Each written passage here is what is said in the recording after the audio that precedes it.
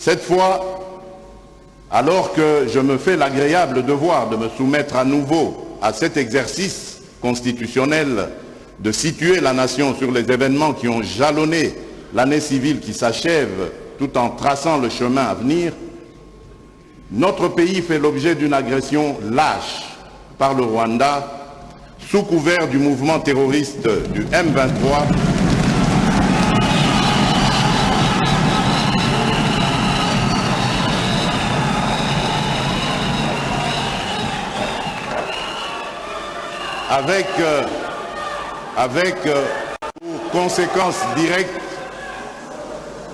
avec pour conséquence directe un drame humanitaire qui expose des millions de nos compatriotes à une situation d'errance et de précarité.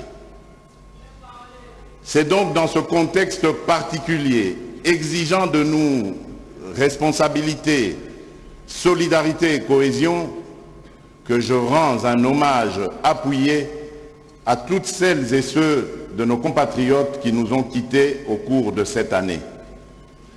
Il s'agit notamment de certains hommes, femmes et enfants lâchement assassinés à Kishiché, dans le nord Kivu, par les terroristes du M23 avec la complicité du Rwanda, et d'autres compatriotes qui ont défendu et servi la patrie jusqu'au sacrifice suprême.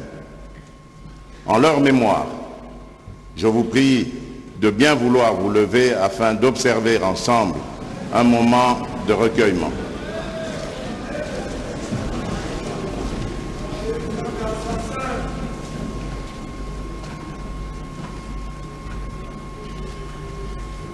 Je vous remercie.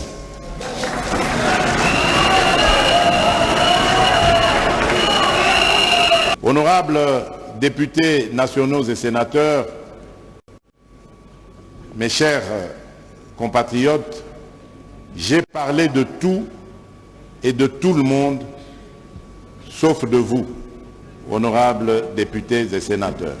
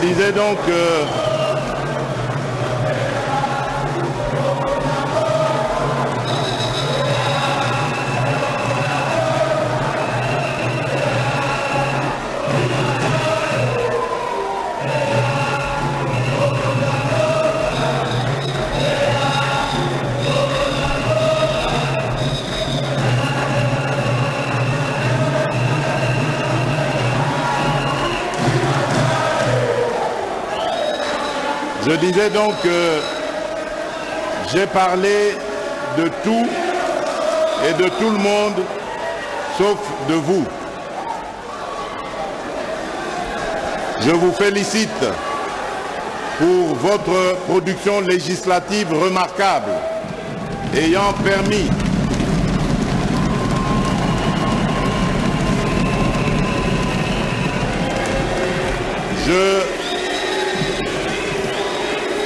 Je vous félicite pour votre production législative remarquable, ayant permis de doter notre pays, au courant de l'année qui s'achève, de cadres normatifs essentiels à la marche de la nation, notamment la loi électorale, la sécurité sociale, l'entrepreneuriat des jeunes, la programmation militaire, la protection et promotion des droits des peuples autochtones, la protection des personnes vivantes avec handicap, ainsi que l'autorisation de ratification de certains traités importants.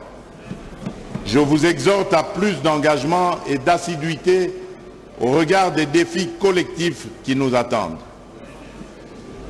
Honorable Président de l'Assemblée nationale, Honorable Président du Sénat, honorables députés nationaux et sénateurs, distingués invités, mesdames et messieurs, mes très chers compatriotes, il était quasi nécessaire que soit tracé pour votre meilleur gouverne ce long cheminement de notre pays tout au long de cette année, émaillé de plusieurs événements marquants, dont son agression sans équivoque par le Rwanda.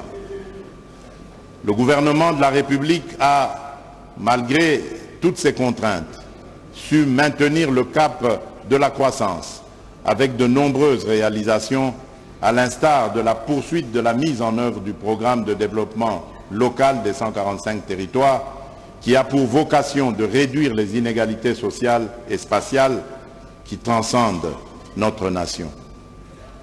Après avoir consacré de l'énergie à remettre les pendules à l'heure, nous pourrons alors espérer rendre palpable l'idéal de la justice sociale en partageant avec tous les enfants de notre beau pays les fruits de tant de labeur. L'année 2023 qui s'annonce est en elle-même porteuse de bien de choses qui se révéleront certainement très édifiantes pour notre pays. Il sera surtout question de colmater plusieurs brèches et d'incruster le cœur de tous à travers nos 26 provinces ce sens élevé du patriotisme et de l'amour de la nation pour consolider efficacement la grande œuvre de sa reconstruction. Je reste convaincu qu'en ce moment où certains paradigmes sont en train de changer fondamentalement dans la perception du monde, il sied de réunir toutes les intelligences de notre nation dans une cohésion réelle en vue d'une riposte appropriée à ce défi sécuritaire et enfin jeter les jalons d'un Congo émergent. Je ne pourrai terminer mon propos sans vous exhorter à concourir à l'éclosion d'un citoyen nouveau, vertueux et mu par l'excellence pour bâtir un Congo nouveau, digne et prospère. Que Dieu bénisse la République démocratique du Congo. Je vous remercie.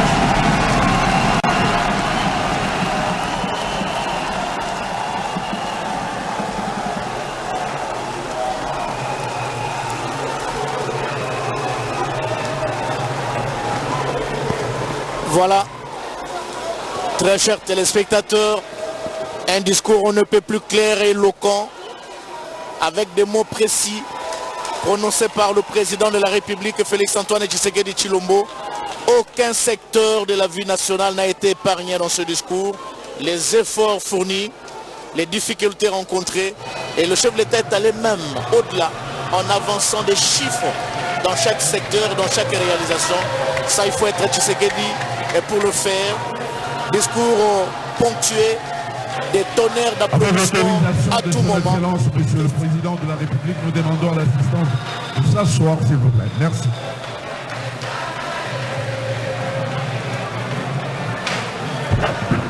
Déjà Michel Samalou Kondé.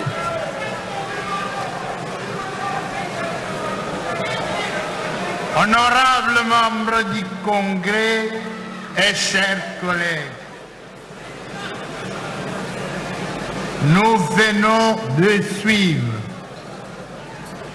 avec beaucoup d'attention le discours de son Excellence, Monsieur le Président de la République, sur l'état de la nation.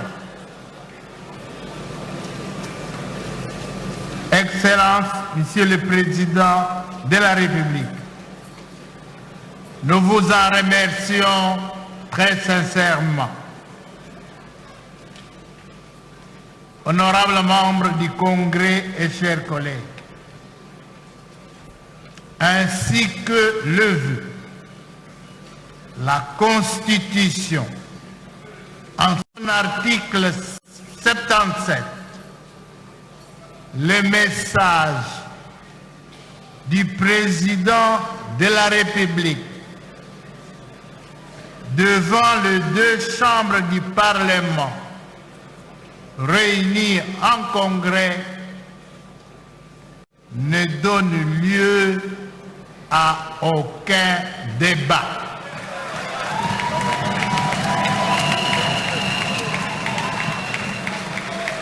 De ce fait, le congrès prend fin et la séance est levée.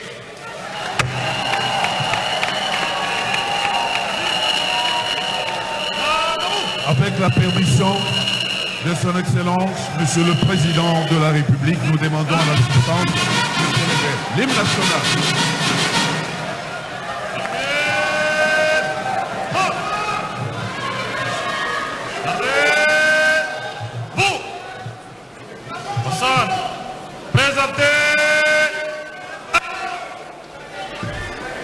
Musique, fermez le banc.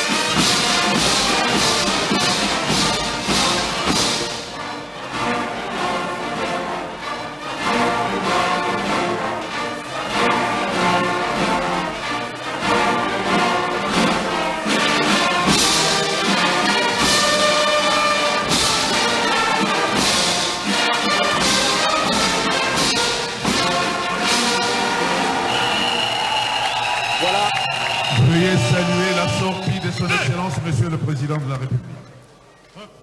Très chers téléspectateurs, 1h40, c'est le temps consacré par le Président de la République pour s'adresser à la nation.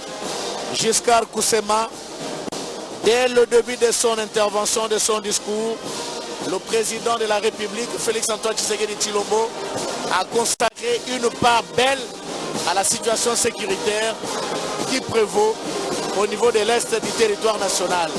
Il y avait deux fronts, le front diplomatique et le front des affrontements.